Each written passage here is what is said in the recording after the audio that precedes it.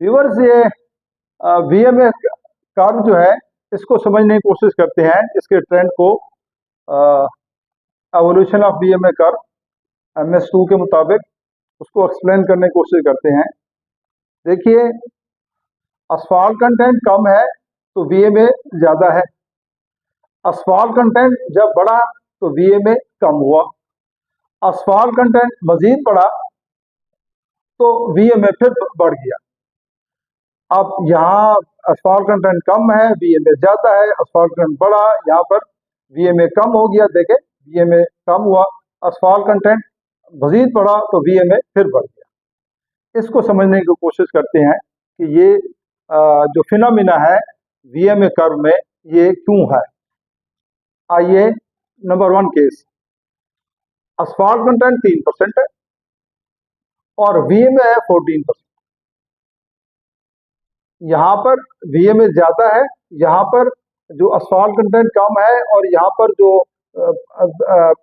Aggregate particles हैं वो उनके दरमियान स्पेस ज्यादा मिल रही है।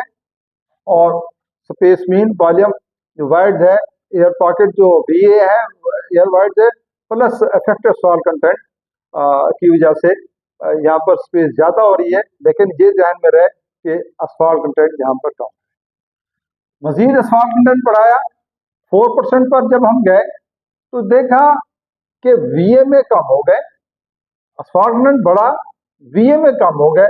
Asphalt content 4%, वीएमए 13.3%। तो इसको समझने की कोशिश करते हैं। देखिए, जब बिटुमेन कंटेंट बढ़ा तो जो हमारा मिक्स था मोर वर्केबल हो गया। जब मोर वर्केबल हुआ तो वो पार्टिकल एक दूसरे के करीब है। जब पार्टिकल एक दूसरे के करीब है तो डेंसिटी बढ़ गई असफाल्ट की। जब डेंसिटी बढ़ी तो ये जो वीएमए की स्पेस थी ये कम हो गई। सिंपल सी बात है, इसमें कोई रॉकेट साइंस नहीं है। अब आगे चलते हैं, यानी ये बात मैं एक्सप्लेन कर रहा हूं इस पॉइंट पे कि असफाल्ट कंटेंट बढ़ा लेकिन वीएमए कम। अब मैं इस पॉइंट के लिए डिस्कस करूंगा कि असफाल्ट कंटेंट तो बढ़ा लेकिन वीएमए भी बढ़ गया। अब ये स्केच, ये डायग्राम समझाने की कोशिश करता हूं। ये 3 एग्रीगेट पार्टिकल पड़े हुए हैं। अब यहाँ पर क्या हुआ, असफाल्ट कंटेंट 5% हुआ और वीएमए 14.5% बढ़ गया। उसकी वजह ये होती है कि जब असफाल्ट कंटेंट एक जरूरत से ज्यादा बढ़ जाए तो जो डेंसर पार्टिकल है यानी कि एग्रीगेट, वो एक दूसरे से दूर चले जाते हैं और उनकी जगह पर बिटुमेन ले लेते हैं। अब बिटुमेन जो है लेस डेंसर मटेरियल है, उसने ये जो स्पेस है ये तो इसने काफी फिल कर ली है, लेकिन ये जगह फिर थोड़ी थोड़ी है। जैसे इधर थोड़ी थी, ये थोड़ी है, यानी स्पेस तो हमें मिली है सारी। ये एयर पॉकेट बेशक इसमें थोड़े हों, लेकिन हमें जो वीएमए है वो स्पेस तो हमें काफी मिली है। देखें, ये इधर काफी स्पेस मिली है, तो इसकी वजह से वीएमए बढ़ गया। फर्क ये हुआ कि जो डेंसर पार्टिकल थे वो दूर चले गए। तो आपको थोड़ा सा और बताता चलूं कि देखिए, जब भी आप असफाल्ट मिक्स डिजाइन कर रहे हो या असफाल्ट कंटेंट यूज कर रहे हो, तो ये जो bottom of you flatten you curve है, इसके राइट साइड पर असफाल्ट कंटेंट यूज नहीं करते।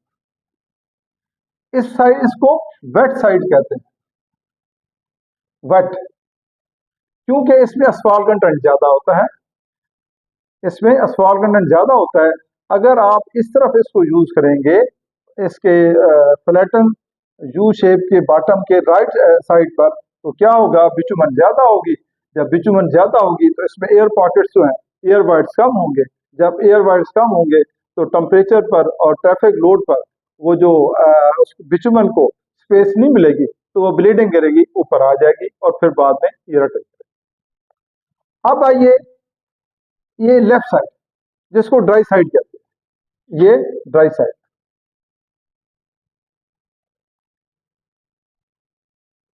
ये लेफ्ट साइड है इसके बॉटम से, और ये ड्राई साइड कहलाती है। तो ये जो ड्राई साइड है, इसमें आप बिटुमेन कंटेंट जो मिक्स है वो यूज कर सकते हैं। इस साइड पर आपका अगर मिक्स मिक्स में बिटुमेन कंटेंट होगा इस तरफ, तो वो आपका असफाल्ट वर्केबल भी होगा, उसमें एयर वाइड भी होंगे, वीएमए भी होगा। वीएमए तो इधर भी मिल रहे थे, लेकिन ये वीएमए खतरनाक है। वीएमए इधर मिलेंगे, ये वीएमए खतरनाक नहीं होंगे। इसमें आपको एयर वाइड मिलेगा, स्पेस मिलेगी, तो इसमें ये है सफिशेंट वीएमए मिलेंगे। तो जब टेम्परेचर प्रेशर पर एडिशनल कंपैक्शन होगी, तो इसमें सफिशेंट एयर वाइड्स की स्पेस होगी, वीएमए होंगे, तो वो उसमें रटिंग नहीं होगी। हाँ, ड्राई साइड एक्सट्रीम पर तो आपने जाना नहीं।